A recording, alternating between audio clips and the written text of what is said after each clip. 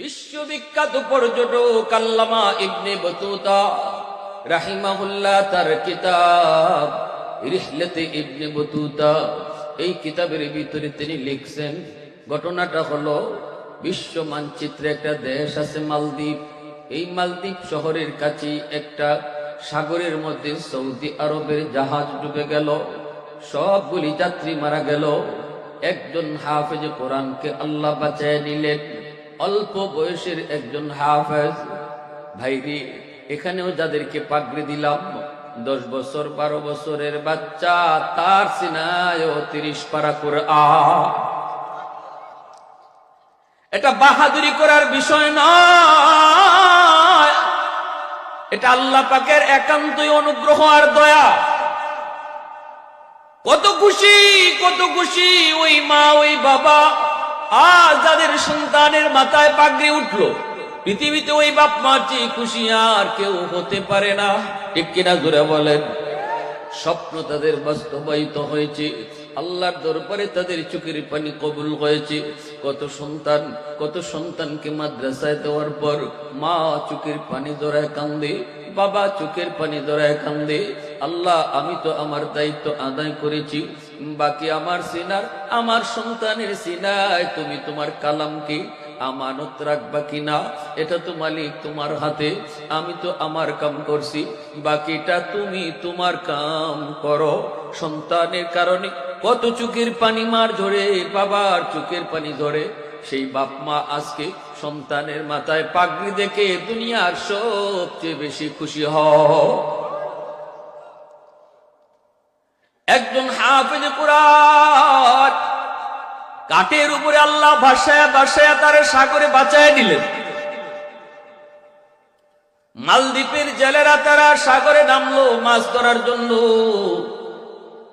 মাছ ধরার জন্য সাগরে নেমেই তারা দেখলো কাঠের উপরে একটা বালক, বড় সুন্দর চেহারাটা, এত নূর। কারণ হবেই তো, বাড়ি তো মালদ্বীপ নয়, চেহারায় তো নূর হবেই। বাড়ি তো আমার মায়ার নবী দেশে। জেলেদের বড় মায়া লাগলো, নৌকায় উঠায় তারে বাজারে উঠাইলো বিক্রি করব। তখনকার সময়ে মানুষ বেচা কেনা হতো। ভাইরা বন্ধুরা, মালদ্বীপের মানুষ তখন তারা মূর্তি পূজারী ছিল।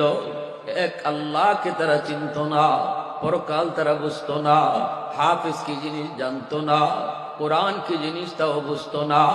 ওই জেলেরা তারা বাজারে উঠাইলো বিক্রি করব।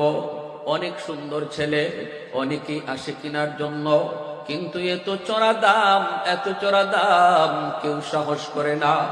একজন হিন্দু মহিলা, সম্পদের তার কোনো অভাব নেই, অভাব শুধু তার একটা ছেলে সন্তান নাই, আছে শুধু একটা মেয়ে সন্তান। মহিলা মনে মনে কয়, আমি যদি মেয়েটাকে বিয়ে দিয়ে দেই, এরপরে আমাকে কে পালবে, কে আমাকে খাওয়াবে, কে আমাকে বৃদ্ধ বয়সে দেখবে। একটা ছেলের প্রয়োজন, সম্পদ দিয়ে কি হবে যদি ছেলে না হয়। মহিলার সম্পদ লইয়া, টাকা লইয়া, পয়সা লইয়া বাজারে গেল। বণিকদেরকে বলল, জেলেদেরকে বলল, কত টাকা প্রয়োজন তোমরা বলো। কয় এত টাকা প্রয়োজন। কয় নেও, টাকা নিয়ে যাও, ছেলেটাকে আমাকে দিয়ে দাও। মহিলা ছেলেটাকে কিনে আনলো। এইবার হাফেজ সাহেব একজন হিন্দু মহিলার ঘরে মা মা কয়ে ডাকে, সেও তাকে ছেলে বলে ডাকে। একটা মেয়ে আছে ওই মহিলার, মেয়েটাও হাফেজ সাহেবকে ভাইয়া কয়, সেও বোন কয়। এভাবেই চলছে, এভাবেই দিন যায় রাত যায়, আনন্দ এবং আরাম সবই পায়। হঠাৎ করে একজন হাফেজ কোরআন দেখতে পেল মহিলা কান্দে কান্দে, ডাক দিয়ে কয়, মা তুমি কেন কান্না করো?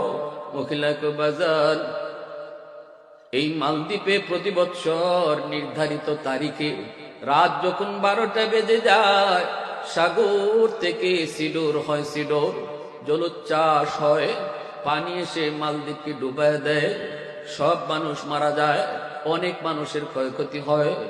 এই অবস্থায় বাদশাহ জ্যোতিষীদেরকে বলল,